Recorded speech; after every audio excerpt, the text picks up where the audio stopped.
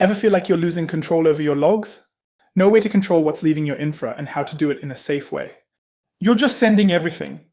That's where observability pipelines come in to help you.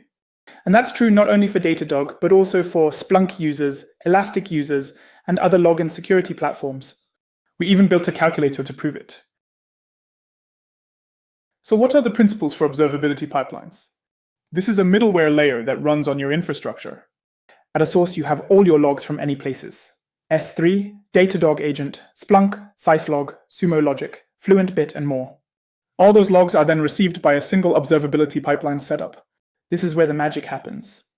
In here, you can sample high-volume logs, filter unnecessary logs such as debug logs, edit them, scan for PII data, credit cards, and more. You can also enrich those logs and improve your telemetry quality, but also split them depending on your strategy or transform logs to OCSF format. Once done, those logs can then be forwarded to various log and security platforms partially or entirely. Some examples are OpenSearch, Datadog, CrowdStrike, Elastic, S3, Google, and more. As a summary, observability pipelines are a middleware layer. It does three critical things. Controls what you send, drop noisy logs, redact secrets, enrich with metadata, decides where to send it, forward to Datadog, archive to blob storage, or mirror to another platform. Runs on your infra, so you keep control and can add security and failover. Let's talk money. Observability pipelines often come with an added cost, but also a lot of value. You reduce platform ingestion costs, you boost security, you gain flexibility and improve telemetry quality. It's the difference between shoveling everything into a dumpster fire and actually managing what's important. Before diving in the costing structure to evaluate the amount of your investment, let's focus on the benefits that you gain from observability pipelines. Consider from the security benefits the resilience and the centralized control given. Also note that it is vendor agnostic, so those benefits goes beyond Datadog. When you control the pipelines, you control what leaves your infra. This is a game changer for GDPR SOC2 internal policy audits. Add security rules at the edge before it ever leaves the house. No compliance nightmare. In addition, since you control what goes out, you control the cost of your CM or log platforms such as Splunk, ELK, CrowdStrike, Microsoft Sentinel. So it is as relevant for ops as it is for security teams. Let's talk about resilience. What happens when your logging platform has an outage? If you're direct to any platform, you're then flying blind. If you're using pipelines, you've got options, such as archiving directly to blob storage or routing to a secondary platform temporarily.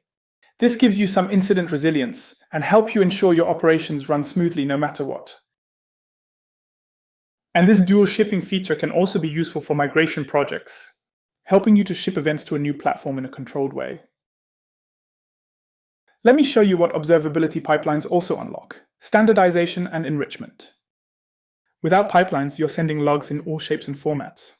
Different timestamps, missing fields, inconsistent naming. Good luck running a single query across all that. With pipelines, you standardize everything before it hits your observability platform. Some platforms like Datadog offer similar capabilities at ingest, but it may not always be the case for each destination. So just add missing fields like service, NV, and team. Normalize timestamps. Even attach a trace underscore ID or a request underscore ID if it's missing. That ultimately means faster queries, cleaner dashboards, and way better correlation across services. It's like going from noisy chaos to fully structured, searchable data. And to go even further, observability pipelines also include OCSF transformations. It is now important to evaluate your investment against all those benefits. That's why we built a high-level calculator to help you visualize what you gain and at what price based on your log volumes. We built it to help you make the right trade-offs.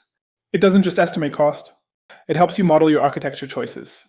Should I drop dev logs at the pipeline level?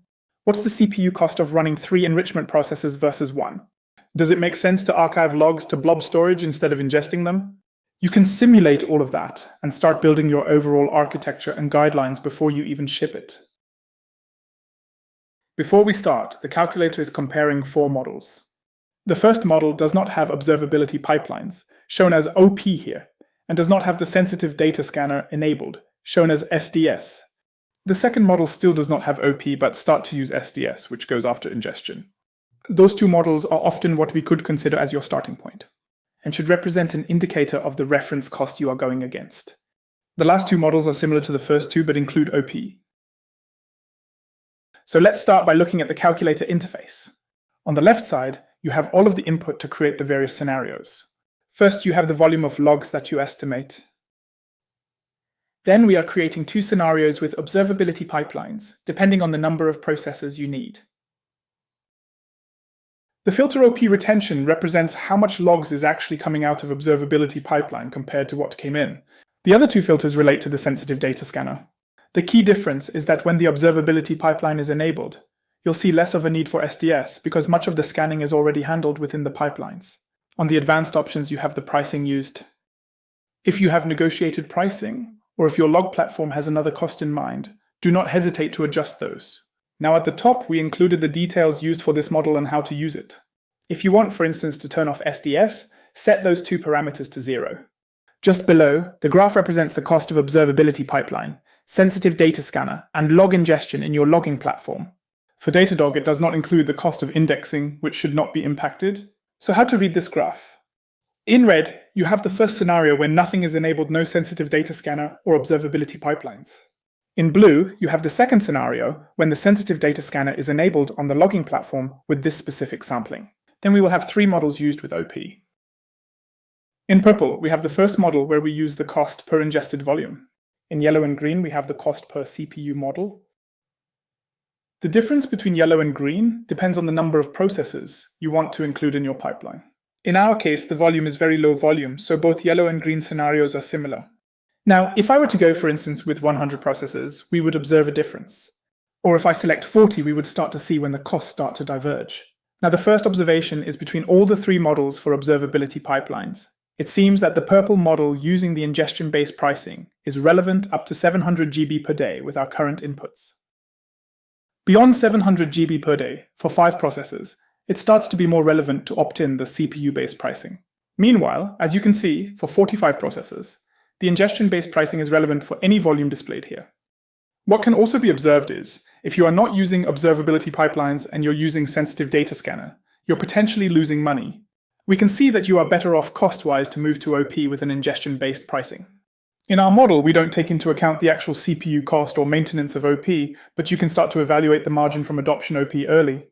Not only do you save money, but you gain all the benefits of observability pipelines we discussed earlier. Now, considering the benefits, how does pricing stack up against those two? Let's dive into some strategies. There are two pricing approaches modeling observability pipelines costing structure. The first one is volume-based, 10 cents per GB. It is perfect for low-volume setups. And since you pay per volume and not for the processing, enable all features such as regex parsing, enrichment, and security rules. Go for it. As long as your volume is low, your costs are predictable. The second model is CPU-based. It is better for scale. Usually above 1 TB/day, it becomes a more viable option with a more predictable bill. However, since your costs depend on how much CPU you're consuming, not the volume alone, it is important to select which processing rules are important for you. Here, the trick is being strategic with processing. Select the right processes. For instance, select the security ones to ensure compliance and the filters and sampling processes to reduce the cost on your log platform. Be smart about where you apply rules, iterate on various configurations, and avoid saturating the CPU. To keep in mind, the CPU-based model is the clear winner for setup with more than 1 TB per day, and offer a flat, predictable pricing that is beneficial for orgs with high and varied log volumes. Our calculator does simulate the CPU hit per rule, but it would greatly depend on the complexity of each rule. So don't worry, start small and iterate. For now, the calculator helps you get close to predictable cost modeling to get you started and have a rough idea of expectations. Observability pipelines aren't a tax. They're an investment, one that gives you control over your telemetry, savings through smarter routing, security at the edge, resilience when things go wrong. Want to know if it's worth it for you? Test out our free calculator on calculator.dataka.com. And if you are interested in learning more about best practices on observability and Datadog, do not hesitate to subscribe to this channel and our blog post. Meanwhile, happy monitoring!